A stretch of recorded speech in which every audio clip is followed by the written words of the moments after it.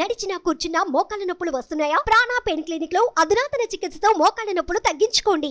నమస్తే, welcome to మనం TV. మనం ఉన్నది మన కోసం. నేను వలి. ప్రస్తుతం లైవ్ కాల్లో జాయిన్ అయ్యారు జనసేన పార్టీ రాష్ట్ర అధికార ప్రతినిధి రాయపాటి అరుణ్ గారు. అరుణ్ గారు నమస్తే. మేడం నమస్తే అండి. అరుణ్ గారు, గత 4-5 రోజులుగా మీరు వార్త చూస్తూనే ఉన్నారు. వైఎస్ షర్మిల ఆంధ్రప్రదేశ్లో కాంగ్రెస్ పార్టీ బాధ్యతలు స్వీకరించబోతున్నారు, కాంగ్రెస్ చీఫ్గా రాబోతున్నారని. మరోవైపు నారా లోకేష్ గారికి విషెస్ క్రిస్మస్ సందర్భంగా తెలియజేసిన పరిస్థితి కూడా మనం చూస్తున్నాం.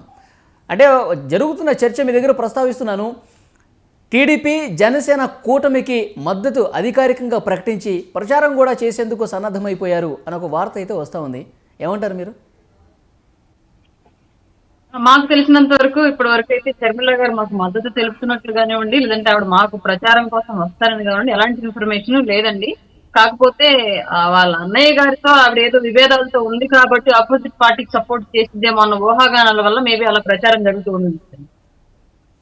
ఓకే, ఇప్పుడు కాంగ్రెస్ బాధ్యతలు షర్మిల గారు తీసుకుంటే ఇదైతే దాదాపు కన్ఫర్మ్ అయిపోయింది అంటున్నారు. కాంగ్రెస్కి ఆంధ్రప్రదేశ్ నుంచి వస్తే కనుక ఎట్లా ఉంటాయి పరిణామాలు? యాంటీ గవర్నమెంట్ ఓటు చేర్చడానికేనండి. ఎలక్షన్ ముందు ఏ పార్టీలు పుట్టినా కానీ, కొత్తగా మన జాతీయ జనసేన అని, అలాగే జేడీ గారి పార్టీ కానివ్వండి, పూర్ణచంద్ర యాదవ్ గారి పార్టీ కానివ్వండి, వాళ్ళు కొత్తగా మళ్ళీ షర్మిల కాంగ్రెస్ ని తీసుకొచ్చి రాష్ట్ర బాధ్యతలు తీసుకోవడం కానివ్వండి, ఇదంతా కంప్లీట్ గా సామాన్య ఓటర్కి ఎలా రీచ్ అయ్యిద్దంటే, అంటే పొలిటికల్ మేధావులకి ఉండే ఆలోచన విధానాలు వేరే ఉండొచ్చేమో కానీ గ్రౌండ్ లో ఒక రెగ్యులర్ ఓటర్ కి రీచ్ అయ్యే విధానం ఎలా ఉండిద్ది అంటే, గవర్నమెంట్ కి వ్యతిరేకంగా వెళ్లే ఓటింగ్ అంతా కూడా ఒక పార్టీకి వెళితే గవర్నమెంట్ ఇప్పుడున్న ప్రస్తుత గవర్నమెంట్ ఓడిపోయే పరిస్థితులు ఉంటాయి కాబట్టి దాన్ని వివిధ రకాలుగా చేస్తే మళ్ళీ సేమ్ ప్రజల ఆమోదం పొంది కాకుండా ఇట్లాగా అడ్డదారుల్లో ప్రభుత్వాన్ని ఏర్పాటు చేసుకోవచ్చు కాబట్టి ఇట్లాంటి పరిస్థితులన్నింటినీ క్రియేట్ చేస్తున్నారు అని చెప్పేసి అయితే సామాన్య ఓటర్కి రీచ్ అవుతుందండి ఆంధ్రప్రదేశ్ లో. ఇప్పుడు షర్మిల గారు ఇక్కడ తెలంగాణలో విషయాన్ని ప్రస్తావిస్తున్నాను. తెలంగాణలో కాంగ్రెస్ పార్టీకి మద్దతు ప్రకటించే విషయంలో డీకే శివకుమార్ గారు కీలక పాత్ర పోషించారని చెప్తారు. ఇప్పుడు ఆంధ్రప్రదేశ్ కాంగ్రెస్కి వచ్చే విషయంలో కూడా డీకే శివకుమార్ గారు ఆయన చెప్పిందే అక్కడ అంటే డిస్కషన్స్ వల్ల అదే కనిపిస్తోంది. ఇప్పుడు డీకే శివకుమార్ గారు బెంగళూరు ఎయిర్పోర్ట్లో చంద్రబాబు గారిని కూడా కలిశారు. అంటే ఏదో జరుగుతోంది షర్మిల గారి విషయంలో. పూర్తి స్థాయిలో మద్దతు ప్రకటించడానికి కాంగ్రెస్ని ఇటు తీసుకురావటమా, లేకపోతే టీడీపీ జనసేనకు మద్దతు చెప్పించే విషయంలో ఏదన్నా అలాంటి చర్చలు అయితే ఉన్నాయి? ప్రస్తుతానికి ఆల్రెడీ ఇక్కడ రాష్ట్రంలో బీజేపీ జనసేన పొత్తులో ఉన్నాయి కాబట్టి, అలాగే at a time Janasena and TDP కూడా పొత్తులో ఉన్నాయి కాబట్టి బీజేపీతో మేము ఇంకా విభేదించలేదు కాబట్టి కాంగ్రెస్ అనేది రాష్ట్రంలో జనసేన టీడీపీ కూటమికి అనుకూలంగా ప్రవర్తించింది, అఫీషియల్ గా మద్దతు ఇచ్చింది అని అయితే మేము అనుకోవట్లేదు డెఫినెట్ గా. ఎందుకంటే బీజేపీ మేము ఇంకా విభేదించలేదు, బీజేపీ మమ్మల్ని విభేదించలేదు, మేము కలిసే ఉన్నాం. అలాగే కేంద్రంలో ఉన్న పార్టీ బీజేపీ కాబట్టి ఎక్కువ ప్రయారిటీ బీజేపీ పొత్తుకి ఇచ్చే అవకాశాలు ఉంటాయి, ఏ రాష్ట్రంలో గవర్నమెంట్ అయినా ఏ పార్టీ అయినా సరే. కాబట్టి ఇది నాకు తెలిసినంత వరకు ఎవరు మాట్లాడినా అది ఊహాజనితమే తప్ప వాస్తవాలు అయితే కాదు. రాయపాటి గారు, కాంగ్రెస్ పార్టీ బాధ్యతలు షర్మిల గారు తీసుకుంటే ఇప్పుడు అంటే ఓట్స్ కొన్ని ఓట్లైనా కాంగ్రెస్ పార్టీ వైపు వస్తే అది 1%, 2%, 3% ఎంత వచ్చినా సరే అది వైసీపీకి నష్టమా, లేకపోతే టీడీపీ జనసేనకి ఏమైనా నష్టపరిచే ప్రమాదం ఉందంటారా? 100% అది ఆపోజిట్ పార్టీకి నష్టం చేకూరుద్దండి. ప్రభుత్వంలో నుంచి వచ్చే వాళ్ళే కదండి ఎవరైనా బయటకు వచ్చేసేది. అపోజిట్ పార్టీలో ఉన్న వాళ్ళు ఎవరు అపోజిషన్ లో ఉన్నప్పుడు మారండి, వెళ్తే అధికార పార్టీలోకి వెళ్తారు పార్టీ మారాలనుకున్నప్పుడు, లేదంటే ఉన్న పార్టీలోనే ఉంటారు తప్ప ఎవరు ఒక అపోజిషన్ పార్టీ నుంచి ఇంకొక అపోజిషన్ పార్టీలోకి వెళ్ళాలని చెప్పేసి ఏ రాజకీయ నాయకుడు ఏ రాజకీయ కార్యకర్త కోరుకోరు. ఆటోమేటిక్ గా అది ఇప్పుడు వైఎస్ఆర్ షర్మిల గారు కాంగ్రెస్ పార్టీ బాధ్యతలు చేపట్టి ఓటు బ్యాంకు చీల్చేంత ఎఫెక్టివ్ గా కనుక ఆవిడ పనితనం కనుక ఆంధ్ర రాష్ట్రంలో పనిచేస్తే, అంటే తెలంగాణలో ఆల్రెడీ చూసాం కాబట్టి కష్టపడ్డారు, తిరిగారు. బట్ ఎలక్షన్ టైంకి వచ్చేటప్పటికి పార్టీని అలయన్స్ లో వాళ్ళకి పోటీ కూడా లేకుండా పక్కకు వచ్చేసారు. కాబట్టి మేబీ ఆంధ్రప్రదేశ్ లో కూడా ఆమె ఎఫెక్టివ్ గా వర్క్ చేసి ఓటు క్యాడర్ ని నాయకత్వ క్యాడర్ ని చీల్చేంత ఆమె అంత చూపిస్తే గనక పనితీరు అనేది ఖచ్చితంగా అది ప్రతిపక్షాలుగా ఉన్న మాకే ఎఫెక్ట్ అవుతుంది, అది గవర్నమెంట్ కి అవ్వదు. ఎందుకంటే ఇందులో నుంచి అందులోకి వెళ్లే వాళ్ళు ఎవరు ఉండరు అనమాట. అంటే టీడీపీ జనసేనకి మద్దతు ఇవ్వండి అని అడిగే అవకాశం ఏమైనా కనిపిస్తుందా? ఒకవేళ కాంగ్రెస్ లో జాయిన్ కాలేదు అనుకుందాం, జగన్ గారు విభేదిస్తున్నారు షర్మిల గారు, జగన్ గారు ఓడిపోవాలని కోరుకుంటున్నట్టుగా తెలుస్తోంది. ఈ నేపథ్యంలో టీడీపీ జనసేన మద్దతు ఇచ్చే అవకాశం ఏమైనా కనిపిస్తుందంటారా? చెప్పాను కదండి, ఆవిడ పార్టీ పరంగా కాంగ్రెస్ లో ఉన్నారు, మేము బీజేపీతో ఉన్నాం. బీజేపీ కాంగ్రెస్ అనేవి ఒకే తాట మీదకి రావడం అనేది చాలా అసంభవమైన పని.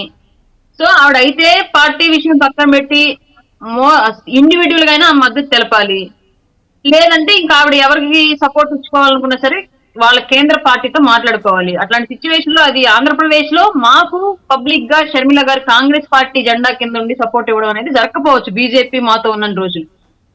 ఓకే, ఇప్పుడు తెలుగుదేశం జనసేన ఈ పొత్తుకు సంబంధించి సీట్ల క్లారిటీ ఎప్పుడొచ్చే అవకాశం ఉంది? జనవరి 15 కల్లా ఫస్ట్ లిస్ట్ రిలీజ్ చేస్తారండి. జనవరి 15. ఓకే, ఇప్పుడు మరి బీజేపీ వచ్చే విషయంలో ఇది ఎప్పుడు క్లారిటీ వచ్చే అవకాశం ఉందండి? ఇప్పటికీ వాళ్ళు మాతోనే ఉన్నారు, మాక్సిమం ఉంటారని అనుకుంటున్నాము. ఈ రోజు పురంధరేశ్వరి గారు ఇచ్చిన స్టేట్మెంట్ కూడా మీరు గమనించినట్లయితే 100% మాతో. ఎస్, పురంధరేశ్వరి గారి నుంచి ఇప్పుడు బీజేపీలో రాష్ట్ర నేతల నుంచి ప్రకటన వస్తుంది, కానీ ఇప్పుడు అఫీషియల్గా మీరు తెలుగుదేశం పార్టీతో పొత్తు ప్రకటించిన తర్వాత ఇప్పుడు 3 కలిసి వస్తున్నాయి, ఈ సంకేతం ఇంకా ఇవ్వలేదు కదా? 100% మేము చెప్తూనే ఉన్నాం కదండి. ఇప్పటికి కూడా మా అధ్యక్షులు వారు ఏ మీటింగ్ లో మాట్లాడినా చివరి నిమిషం వరకు కూడా బీజేపీతో పొత్తు అనేది చెడిపోకుండా ఉండడానికి నేను ప్రయత్నిస్తాను, పెద్దలను ఎలాగైనా ఒప్పిస్తాను రాష్ట్ర అభివృద్ధి కోసం అని చెప్పేసి చాలా సార్లు చెప్పారు. స్టిల్ దానికోసమే పని చేస్తూ ఉన్నారు. ఇప్పటికి కూడా మేము అదే స్టాండ్ మీద ఉన్నాం. బీజేపీతో పొత్తు అనే దాన్ని విభజించుకోవాలని కానీ విడిపోవాలని కానీ మేము కోరుకోవట్లేదండి.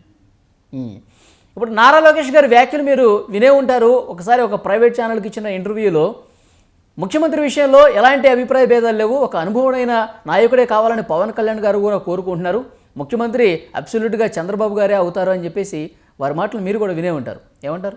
ముఖ్యమంత్రి అభ్యర్థికి సంబంధించి నిర్ణయాలు కానివ్వండి, మాటలు కానివ్వండి, అది ఏదన్నా సరే ఇరు పార్టీల నుంచి టీడీపీ వైపు నుంచి చంద్రబాబు నాయుడు గారు, అలాగే జనసేన నుంచి పవన్ కళ్యాణ్ గారు మాత్రమే, వీళ్ళిద్దరు మాట్లాడింది మాత్రమే ఫైనల్ తప్ప మిగతా ఎవరి గురించి ఏ విషయాల గురించి మేము అదే ఫైనల్ మేము తీసు వాటి అవకాశం కూడా లేదు.